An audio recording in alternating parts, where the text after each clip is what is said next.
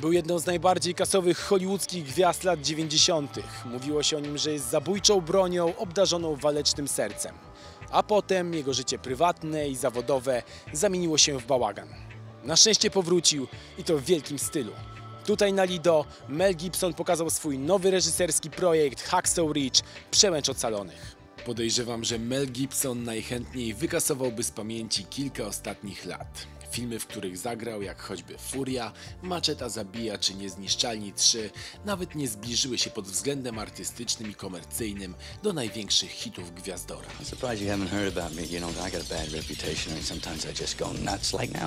Jakby tego było mało, do Gibsona przyczepiła się łatka antysemity i damskiego boksera, co w Hollywood wydaje się zabójczą kombinacją dla kariery. Gdy w 2011 roku Gwiazdor miał wystąpić w niewielkiej roli w Las Vegas 2, obsada i ekipa odmówiły współpracy z nim.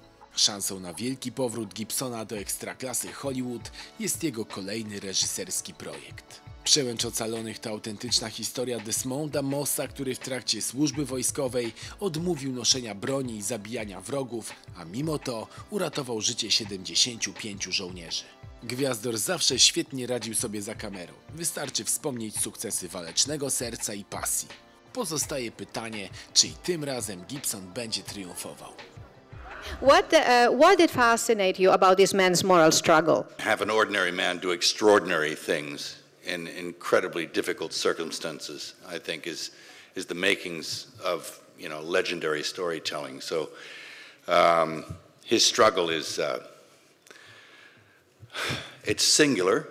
He's a man in the worst situation possible, in the midst of hell on earth, and he goes into that struggle armed with nothing more than just faith and conviction, and he sticks by those things, and he does something extraordinary, even supernatural.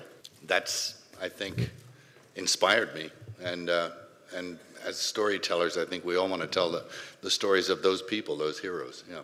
The important thing with battle is, and depicting it on screen, is to be clear, to not be confusing with it, to give the impression of chaos and confusion, but to be absolutely clear what it is you want the audience to see and what you want to extract from the sequences.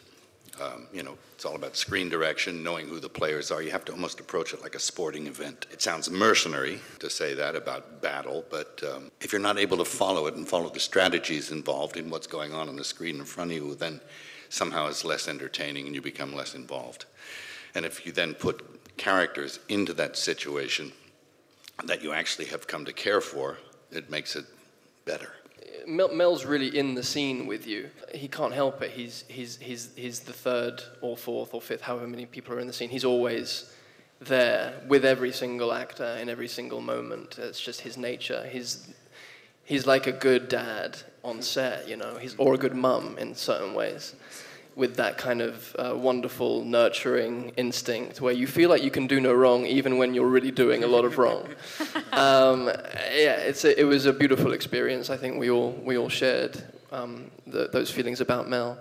And in terms of Desmond, he's a hard man to live up to. He's a very hard man to attempt to inhabit because of his wet wrist. Sorry, that's just something that just happened. My wrist got wet, so I said it. And now it's seeping down to my knee through the table. Just letting you all know what's happening minute by minute, because we're in the information age and you need to know everything and blog about it. But no, where was I? Something about Desmond Doss. A man who somehow can hold on to his core, hold on to his inner knowing about what he is meant to be and who he is meant to be and what he is meant to do and what he can't do in a culture, in an environment that is telling him to be the opposite. That is a rare thing.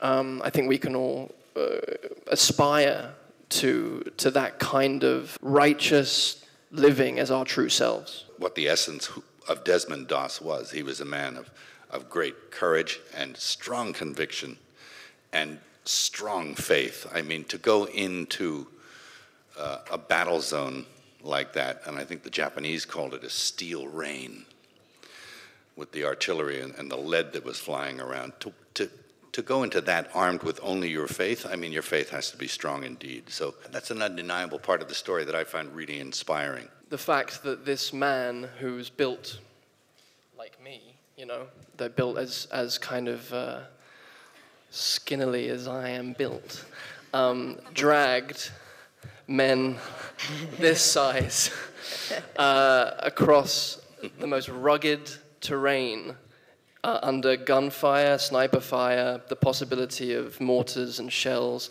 and then lowered them down a 75-foot escarpment, not just once, but 75 times. That's like when you hear about mothers who lift trucks off of babies and children trapped underneath. You know, it's that kind of divine help. I'm going to embarrass him, but I have a brother who's a doctor with the National Health Service in London, in the UK, and you know, he doesn't get to do press conferences and get patted on the back and get applauded, and you know, I kind of equate how I feel about him with how I feel about Desmond. He's raising 3 beautiful kids, he's taking care of his wife, and he's also serving patients and staying 3 hours late after work. This is heroics. These are true heroics, and he's not looking to be a hero. He's actually looking just to be himself and do what he can to heal the small part of the world that he gets to heal, and that's what Desmond did. He just was concentrated on his part of the garden. He wasn't interested in any praise. He didn't want a movie to be made about him.